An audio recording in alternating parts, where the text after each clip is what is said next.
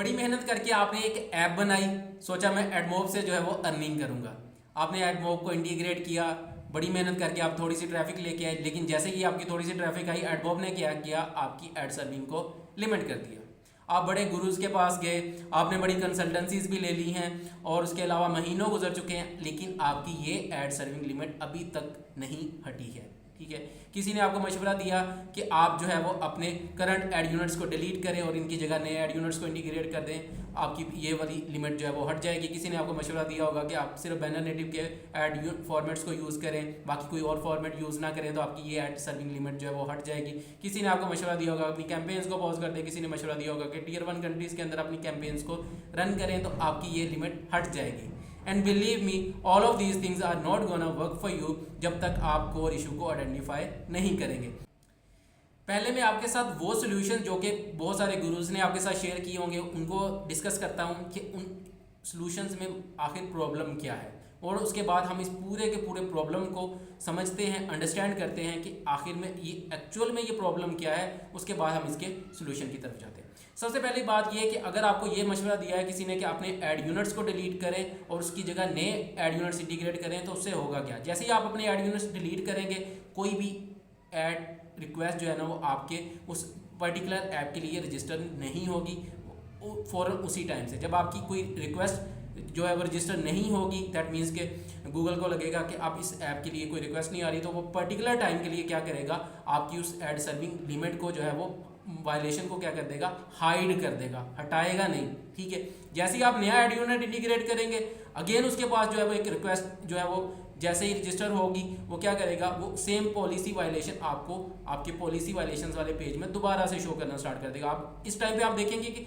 आपको आज की डेट में वो पॉलिसी नहीं आई है, वायलेशन नहीं आई है, आपको वो जो वायलेशन है आपकी प्रीवियस वाली ही वायलेशन अगेन शो हो रही होगी। ठीक है, बाकी दूसरी चीज़ ये कि जब अगर आपसे कोई ये कहता है कि अपने एड फॉर्मेट्स में सिर्फ बैनर और नेटिव को यूज़ करें, कोई और फॉर्मेट यूज़ ना करें, तो बेसिकली ये वाला जो प्रॉब्लम है वो आपकी ट्रैफिक के साथ जो है वो लिंक्ड है, ना कि आपके किसी स्पेसिफिक फॉर्मेट के साथ। अगर आप ये समझते हैं कि मैं एक स्पेसिफिक फॉर्मेट यूज़ करूंगा और मेरी ये एड सर्विंग लिमिट हट जाएगी, तो ऐसा हरगिज़ नहीं है। आपको बेसिकली अपनी ट्रैफिक को अंडरस्टैंड करना है, जो कि आगे जाके हम डिस्कस कर रहे हैं कि उसमें मसला क्या है, बेसिकली उसको रिजॉल्व कैसे करना है। फिर तीसरी चीज़ ये कि अगर आपसे कोई ये कहता है कि अपनी कैंपेन्स को पॉज कर दे, तो believe me that thing is also not gonna work for you. आपके लिए वर्क क्या करेगा, चलिए आए हम इस प्रॉब्लम को अंडरस्टैंड करते हैं। बेसिकली आपके पास जब ये पॉलिसी वायलेशन आती है, तो आपके पास एक क्लियर जो है वर्ड्स के अंदर मेंशन्ड होता है कि बेसिकली ये जो पॉलिसी वायलेशन है ये इनवैलिड ट्रैफिक कंसर्न्स की वजह से है।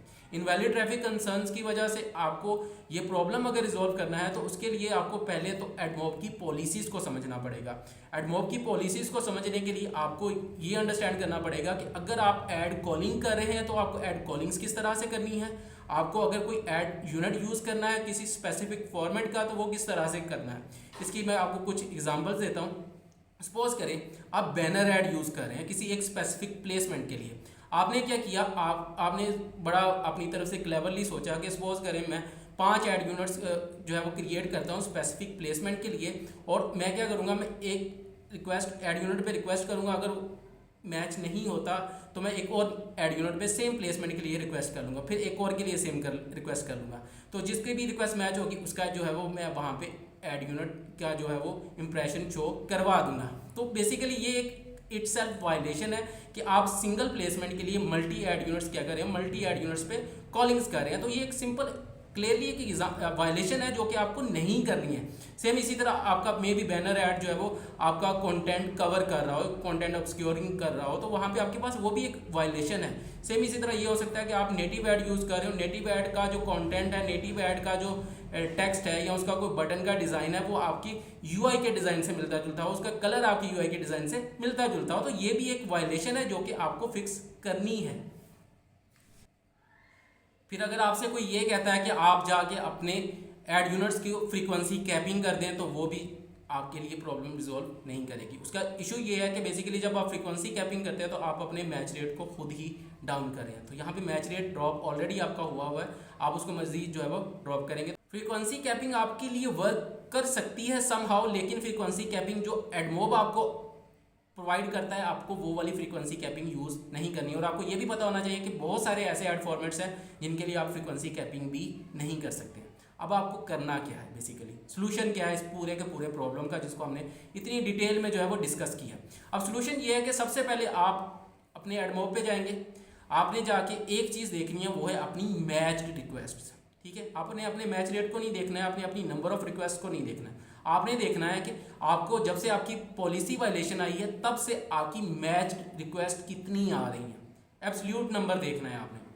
सपोज करें आपकी मैच रिक्वेस्ट डेली की आ रही है 100, वो आपका 2% बनता है, 1% बनता है, 3% बनता है, 4% बनता है, जितना भी बनता है वो मैटर नहीं करता। आपको जो चीज़ देखनी है वो अपनी नंबर ऑफ रिक्वेस्ट देखनी है कि वो कितनी मैच हो रही है। और आप ये पैटर्न देखेंगे कि ये नंबर ऑफ रिक्वेस्ट जो मैच हो रही है वो ऑलमोस्ट कंसिस्टेंट होगा, थोड़ा बहुत ऊपर नीचे हो रहा होगा।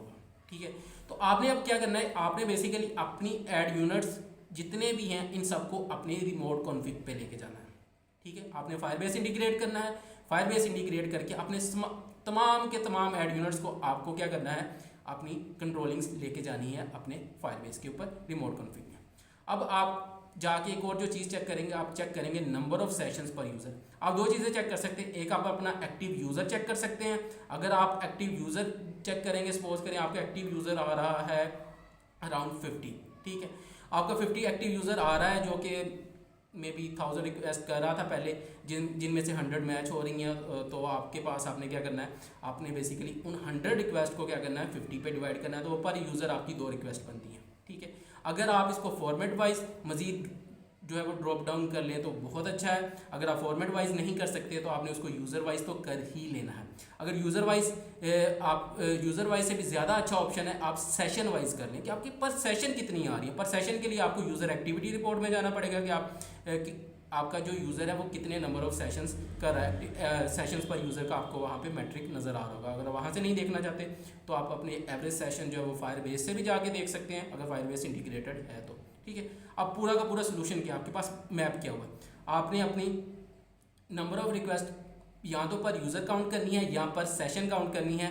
अगर आप उसको ओवरऑल ऐप के लिए कर लें तो वो भी अच्छा है, अगर आप उसको फॉर्मेट वाइज पे कर लेते हैं तो वो भी अच्छा है। ठीक है, अब ये वाली जो आपने पूरी की पूरी प्रैक्टिस कर ली, इससे आपके पास एक नंबर आ जाएगा। सपोज वो नंबर आपके पास आया जिस तरह अभी मैंने बताया कि 2 आ रहा है, अगर आपके 50 एक्टिव यूज़र्स हैं और उसके बाद आपकी नंबर ऑफ रिक्वेस्ट कितनी बन रही है, 2 बन रही है। मैच रिक्वेस्ट की बात करो तो मैच रिक्वेस्ट पर यूज़र आपकी 2 बन रही है। ठीक है, अब आपने क्या करना है, आपने अपनी नंबर ऑफ रिक्वेस्ट जो करनी है एक पूरे के पूरे सेशन के अंदर एक यूज़र के लिए, तो वो आपने जाके बेसिकली उसका कंट्रोल ऐड करना है अपने रिमोट कॉन्फ़िग में। आप वहाँ पे अपना नंबर सेट कर देंगे, सपोज 3 सेट कर दिया। ठीक है, जब आपने अपना नंबर वहाँ पे 3 सेट किया तो अब आपका पूरे के पूरे ऐड फॉर्मेट्स के अगेंस्ट आपके उसमें मैटर नहीं करता कि आपने ऐप ओपन यूज़ किया है, इंडस्ट्रियल किया है, बैनर किया है, नेटिव किया।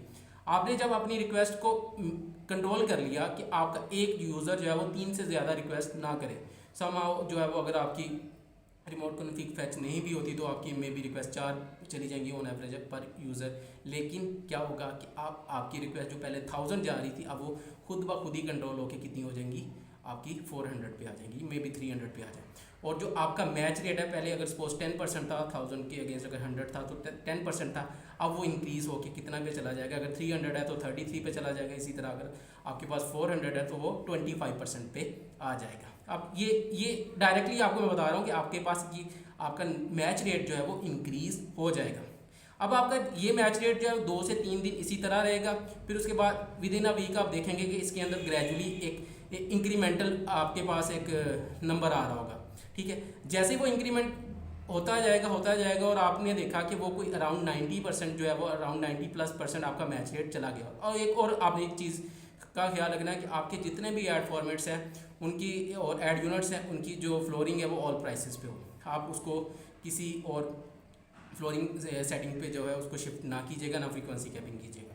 जब आपने ये सारा काम कर लिया फिर आपने क्या करना है, जब आपका मैच रेट 90% प्लस चला जाएगा तो अब आपने उस नंबर को एकदम से चेंज नहीं कर देना है कि अब जितनी रिक्वेस्ट आने स्टार्ट हो जाए तो आ जाए। नहीं, आपने क्या करना है, जैसे ही आपको within a week AdMob की तरफ से आपकी वायलेशन हट जाएगी, अब आपने अपनी नंबर ऑफ रिक्वेस्ट पहले अगर 3 सेट की हुई थी तो उनको 4 कर देना है, 4 से 5, 5 से 6, उनको ग्रेजुअली इंक्रीज़ करना है।